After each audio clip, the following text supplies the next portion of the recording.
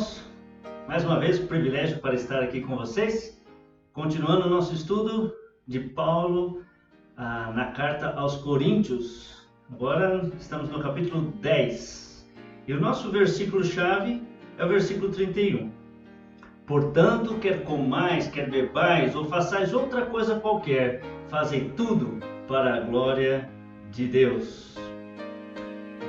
O aluno aqui vai ser advertido sobre os perigos do esnobismo, do sincretismo e do legalismo no exercício da liberdade cristã. E já vamos ver o que significam estas palavras.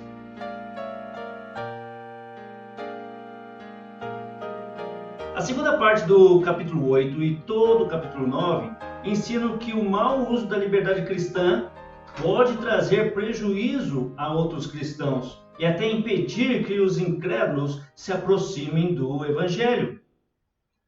É necessário abrir mão de direitos e privilégios por amor a Cristo, sem comprometer princípios morais e espirituais.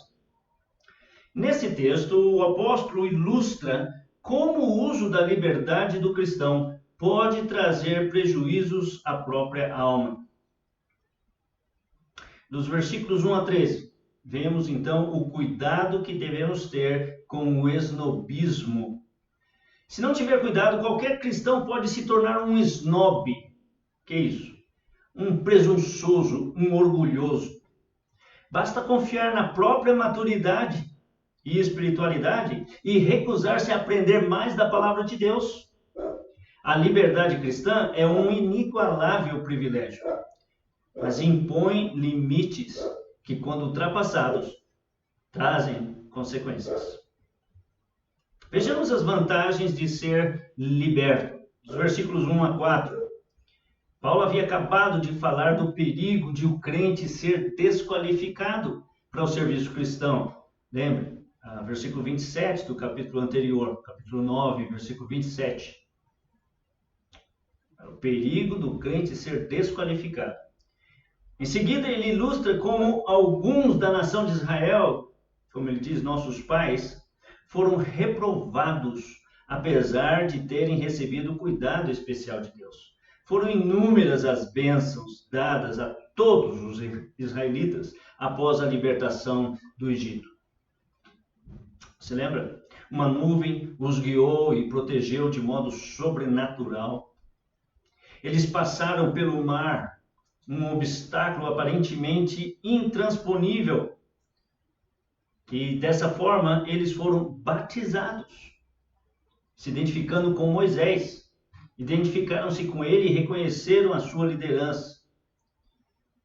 Eles comeram de um só manjar espiritual. Esse era o alimento provido de forma sobrenatural enquanto estavam no deserto. Eles beberam da mesma fonte espiritual. A água não lhes faltou também como resultado de uma provisão sobrenatural. A pedra espiritual que acompanhava os israelitas é uma figura que Paulo identifica como Cristo. Ele é a fonte de todas as nossas bênçãos. Acompanhava-os durante a jornada.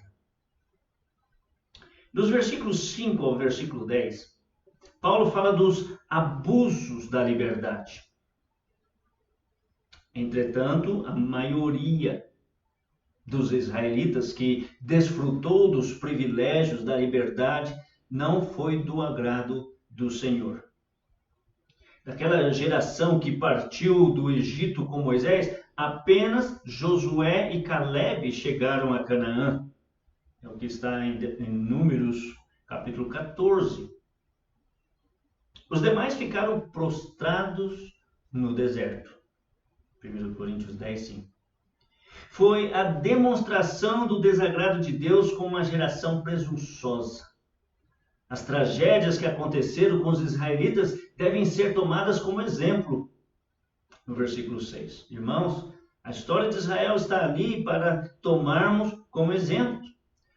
Aos cristãos de Corinto e aos de todas as partes é recomendável que não se vangloriem da própria condição espiritual. Nós todos caímos em uma cilada perigosa, diz o apóstolo. se nos permitirmos pensar que o pecado não tem importância. Os pecados cometidos pelos israelitas sob a liderança de Moisés tinha paralelo com os que eram cometidos na comunidade cristã de Corinto. Paulo fala sobre a cobiça, versículo 6. Quando eles preferiram a comida que tinha no Egito ao maná oferecido por Deus. A idolatria. Eles construíram um bezerro de ouro. Paulo fala no versículo 7, para eles fugirem da idolatria. Paulo está falando com crentes. A imoralidade, versículo 8. Os israelitas prostituíram-se com as filhas dos moabitas, tendo morrido num só dia 23 mil pessoas. Num só dia. Chegando a 24 mil o número dos que morreram daquela praga. No versículo 9, Paulo refere-se ao abuso da paciência de Deus. Eles reclamaram da comida, colocaram em dúvida a bondade do Senhor e muitos pereceram mordidos por serpentes. Essa história está em Números capítulo 21.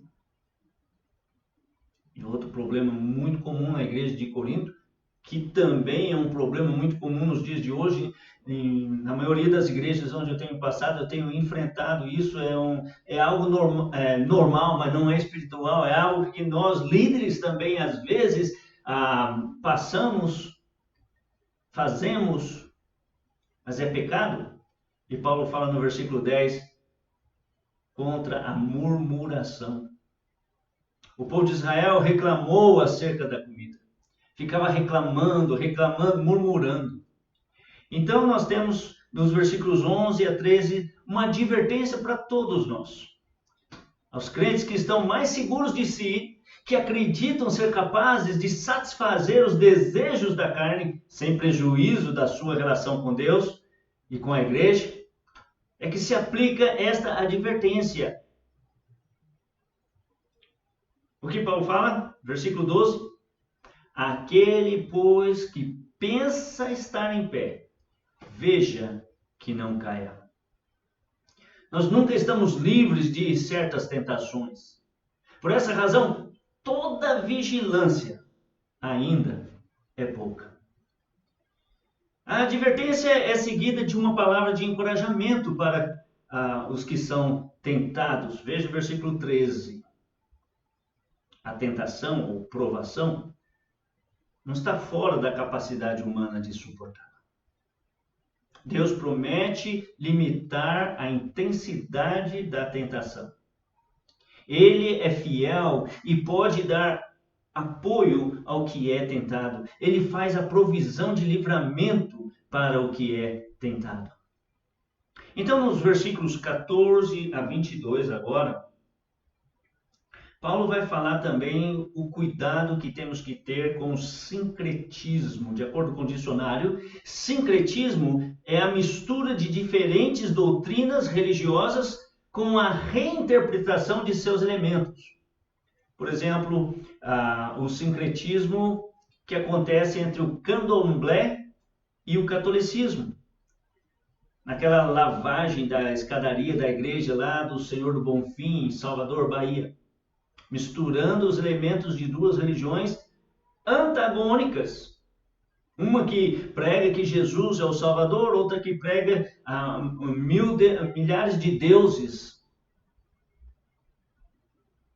Ambas têm o elemento comum da idolatria.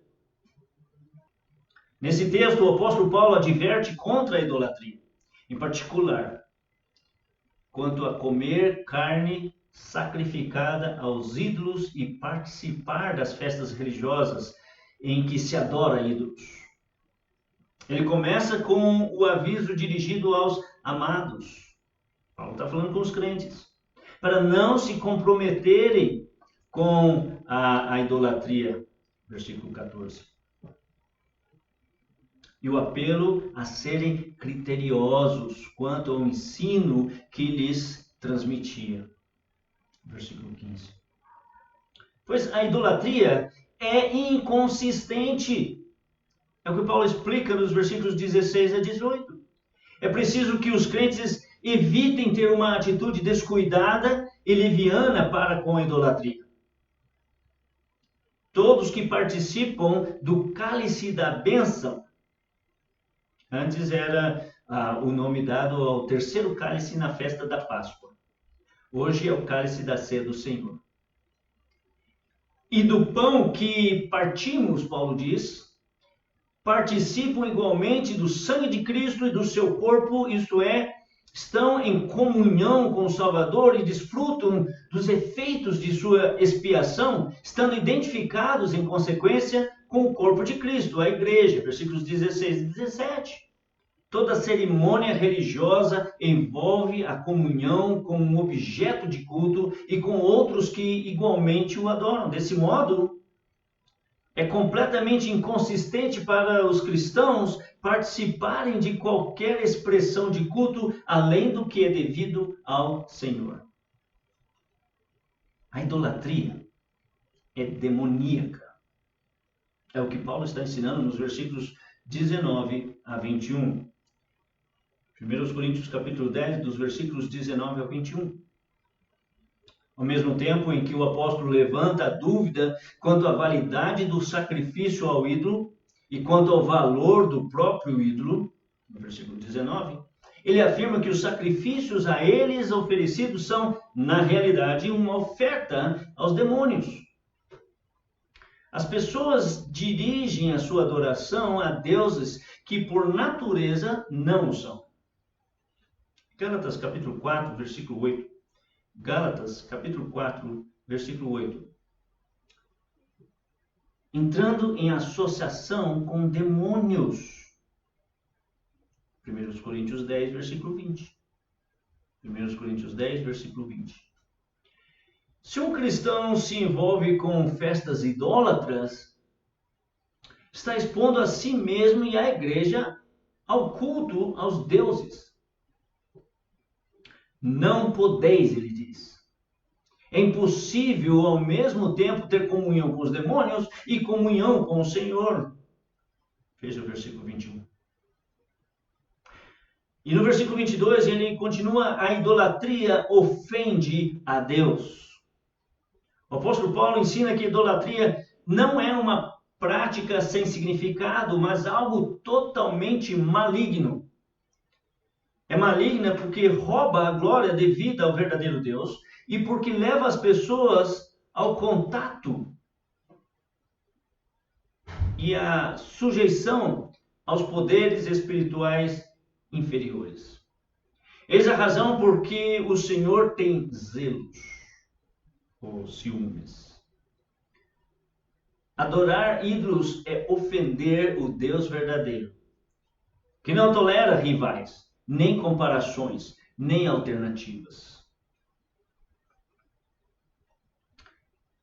Então Paulo chega nos versículos 23 até capítulo 11, versículo 1, para ensinar o cuidado com o legalismo.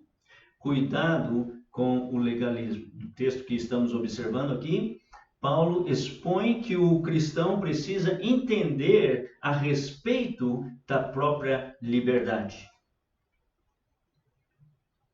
Veja, nos versículos 23 a 30, os princípios para o uso da liberdade cristã. Em 1 Coríntios capítulo 6, versículo 12, veja lá, 1 Coríntios 6, 12.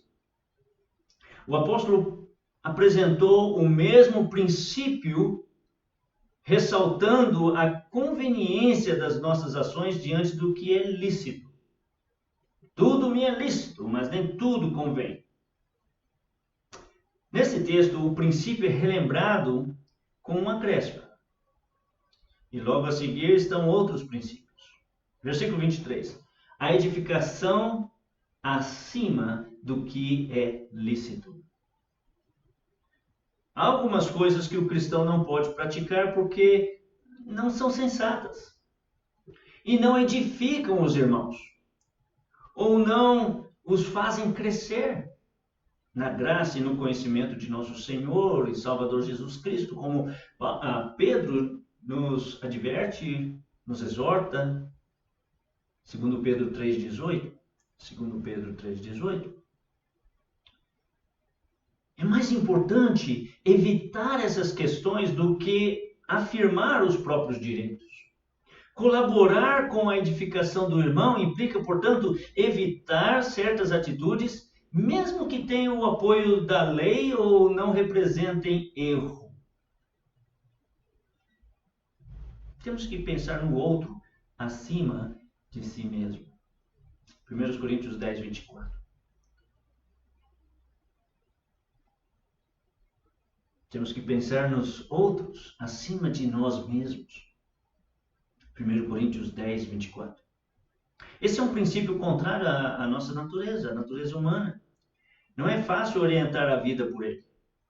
Não é fácil considerar os outros superiores a nós mesmos. Filipenses capítulo 2, versículo 3 e 4. Filipenses 2, versículos 3 e 4. Contudo, como cristãos, devemos empenhar-nos em promover os interesses dos outros e não buscar egoisticamente os nossos próprios interesses. A liberdade acima do legalismo. 1 Coríntios capítulo 10, versículo 25 a 27.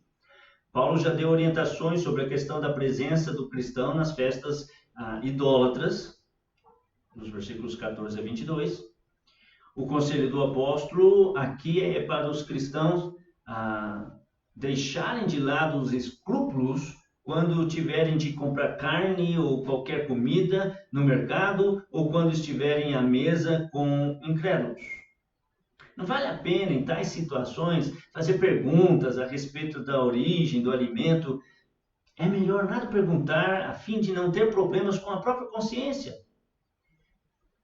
E comer do que é comprado no mercado, oferecido pelo incrédulo, com a lembrança de que tudo vem do Senhor porque tudo lhe pertence. Versículo 26. Então, a nossa consideração deve estar acima da condenação. Versículos 28 a 30. Se, entretanto, antecipadamente, alguém avisasse que o alimento desejado é coisa sacrificada a ídolo, aí sim seria melhor evitar comê-lo por causa da consciência daquele que fez a advertência. Paulo esclareceu que não se refere à consciência do que come, no versículo 29. Esse irmão bem sabia que o fato de a comida ser oferecida a um ídolo não alterava o caráter do alimento, mas se a pessoa que lhe desse um aviso tivesse a consciência fraca, 1 Coríntios capítulo 8, versículo 7, lembra do irmão fraco? Por amor a essa pessoa, seria melhor não comprar ou não comer tal comida. Afinal, por que deixar que outro condene a minha consciência? Esse assunto também está em Romanos capítulo 14, versículos de 1 a 8. Devemos lembrar sempre que a ação que para o forte é simples exercício da liberdade não deve ser transformada em meio de ofensa a outrem. E se o crente forte toma a refeição com ação de graças, porque reconhece que é dádiva divina, que razão há para permitir que uma ação praticada nesse espírito se transforme em maledicência da parte de outros que não têm a mesma compreensão? É melhor abster-se de comer tal alimento por consideração ao outro. E agora Paulo termina falando sobre o propósito da liberdade cristã. Ao encerrar o debate sobre a comida sacrificada aos ídolos, iniciada no capítulo 8, versículo 1, o apóstolo Paulo apresenta 4 regras para a conveniência dos cristãos no uso da liberdade, a serem apreciadas e, sobretudo, obedecidas. Versículo 31, fazer tudo para a glória de Deus. Versículo 32 a 33, procurar ser agradável a todos. Buscar o interesse de muitos e ser exemplo. Nesta lição foram apontados então 3 perigos da liberdade cristã: o esnobismo, ser esnobe, ser presunçoso; o sincretismo, misturando as crenças, a nossa fé só para adaptar-se ao mundo, transigindo, ou o legalismo, quando colocamos a letra da lei acima do espírito da lei. Os três têm o mesmo grau de periculosidade, trazem sérias consequências à vida cristã e à igreja. Quando somos responsáveis no uso da liberdade cristã, somos ao mesmo tempo imitadores de Cristo, o supremo exemplo de alguém que colocou de lado os seus direitos em favor de outros, o único que a si mesmo se esvaziou, assumindo a forma de servo, e a si mesmo se humilhou, tornando-se obediente até a morte. Filipenses capítulo 2, versículos 7 a 8. É por essa razão que o apóstolo Paulo convoca os crentes a serem então seus imitadores, porque ele imitou a Cristo. Deus abençoe e ponha em prática a palavra de Deus.